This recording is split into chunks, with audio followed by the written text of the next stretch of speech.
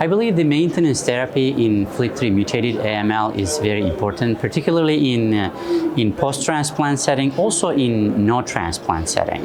So FLT3 mutated AML is a kind of disease that we know we can put the disease in remission, but the relapse is a concern. Once we stop therapy earlier than otherwise, the disease tendency to come back and tendency to come back with that FLT3 positive.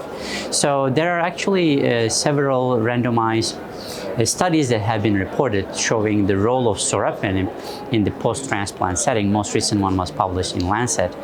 Essentially, in this study, the investigator randomized patients to sorafenib versus placebo after they received allogeneic transplant for their FLT3 positive disease, and they have shown overall survival benefit in those who receive sorafenib as opposed to placebo.